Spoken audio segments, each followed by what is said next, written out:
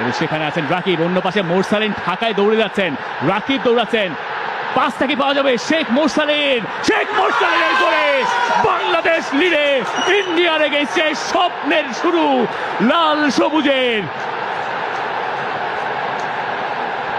বাংলাদেশ এগিয়ে গেছে, বাংলাদেশ গোল করেছে শেখ মোরসালিন, তিনি গোলটা করলেন, রাকিবকে বলটা ছাড়লেন, রাকিব তার মার্কারদের ছিটকে ফেললেন এবং এরপর যে বলটা বাড়িয়ে দিলেন সেখান থেকেই গ্যালারিতে উঠেছে এই আলোড়ন, কারণ নামটা শেখ মোরসালিন তার গোলে।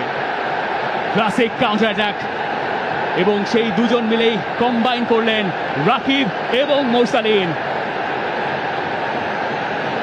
রাকিবের গতিতে ইন্ডিয়া কেঁপে উঠল, কেউ পারলেন না। চমৎকার একটা পাস এবং শেখ মোরসালিন তিনি রিপজিশন করলেন। গোলকিপার গুরপ্রীত সিং সান্ধু দ্বিধায় ছিলেন যে তিনি যাবেন কি যাবেন না, ঠিক পেছনে ছিলেন নিক্সনকে বোকা বানিয়ে শেখ মোরসালিন গিয়ে সবার আগে বলটায় টাচ করলেন এবং দলে ফিরে স্কোর শিটেও নাম তুললেন মোরসালিন। তার ক্যারিয়ারের সপ্তম গোল হয়ে গেছে। কীর্তনখোলা এক্সপ্রেসের গতির ঝড় দেখেছে এই ন্যাশনাল স্টেডিয়াম, এরপর দেখেছে মোরসালিনের একটা ক্লিনিক্যাল ফিনিশিং। নাম্বার 7